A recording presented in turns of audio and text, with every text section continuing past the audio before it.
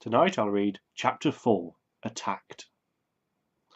All Emily had time to do was to desperately dig her paddle into the water and sweep it back hard to spin the kayak, so when the creature fell crashing down, it fell between her and Sam rather than on top of them. The monster's huge dark bulk smashed through the middle of the kayak as if it wasn't there, the impact throwing Emily and Sam into the water almost on top of its scaly back. The water was shockingly cold. Emily was underwater with only a half-taken breath, and the blackness swirled dizzyingly around her.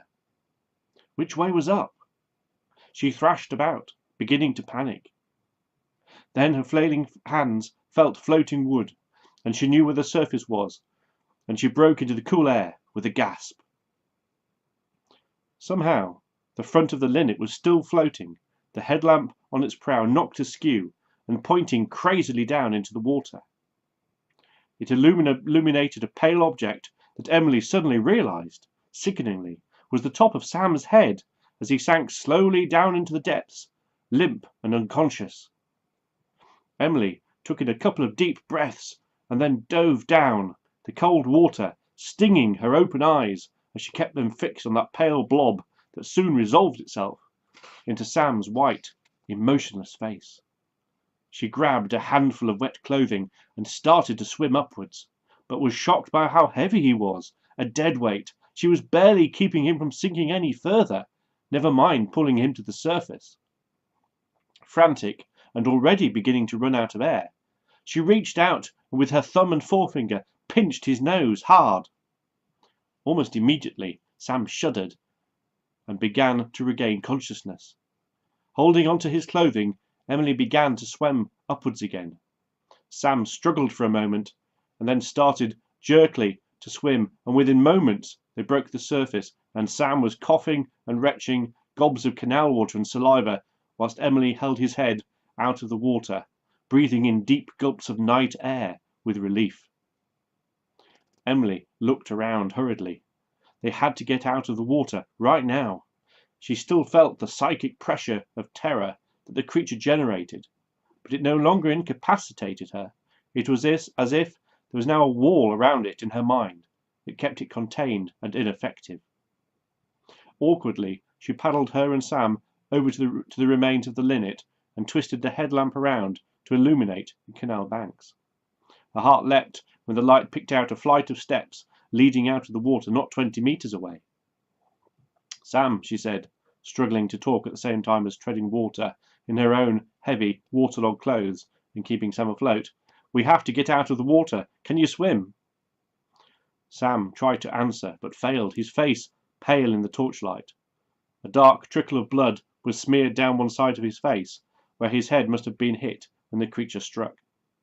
Emily realized that although she had gained some kind of immunity from the creature's fear storm, Sam had not, and was almost incapacitated by its overwhelming pressure. Despite this, however, he started to move his arms stiffly and to kick out, trying to swim. Emily felt a sudden choking rush of emotion at his dogged determination to carry on, even in such a terrible situation. She picked out the flight of steps on the bank with a torch. "Swim to there," she said. "I'll be right beside you all the way." Sam started swimming, breathing hoarsely, starting weakly, but beginning to pick up speed. Emily swam alongside, but beginning to tire herself as she struggled against her heavy clothing and the cold water that sucked the strength out of her. The steps were getting closer. They were going to make it. Only 5 meters to go. Then Sam moaned and stopped swimming, and Emily felt the creature's fear storm redouble in force, and knew that it was right behind them.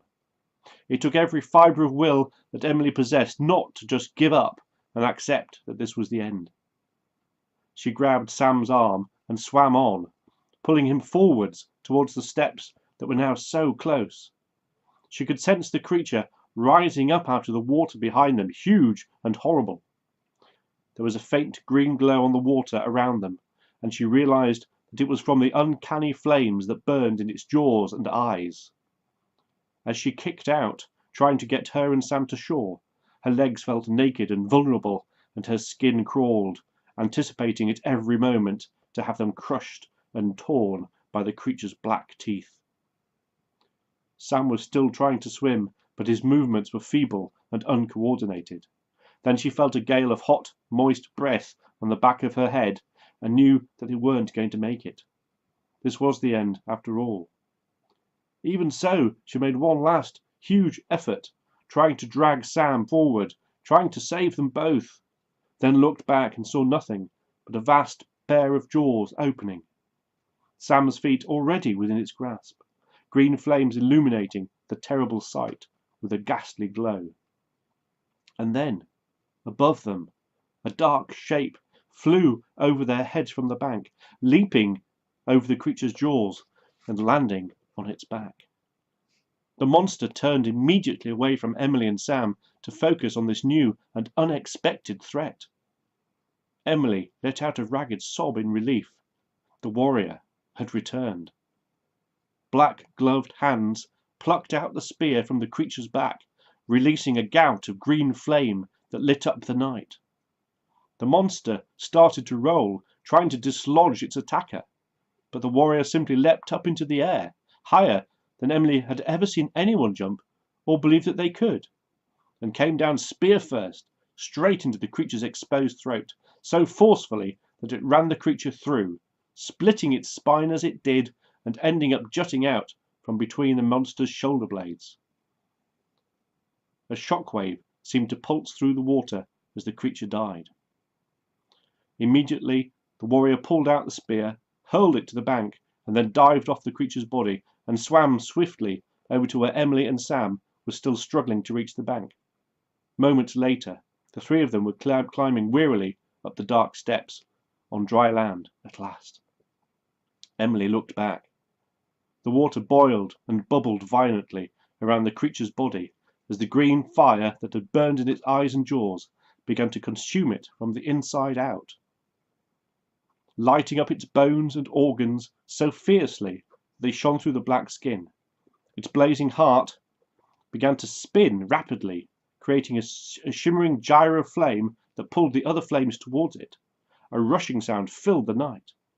Emily felt a tugging within herself and felt that horrible fear somehow leave her and be sucked instantly into the gyre. Astonished, she looked around and saw faint movements like wisps of darkest night, streaming through the air from all directions, all being sucked into the creature's fiery heart, as if the same fears were being stripped from every person in the town and drawn back to their originator to be consumed. She heard Sam sigh as he was freed of the burden of fear. It was only moments before the night was clear again, and all the wisps had sucked into the gyre and destroyed. The fire within the creature became more and more intense until it was almost blinding bright. Then, with a cracking sound, the creature's heart broke into 1,000 pieces to reveal a droplet of soft green light within it, the green of sunlight reflected off new spring leaves in deep, still water. The shining droplet expanded, and as its growing surface touched first the glowing shards of the creature's heart, and then swept through the rest of the creature, the monster was simply erased, washed away like a wave sweeping over a design in the sand, as if it had never been there at all. That's the end of chapter 4. Good night.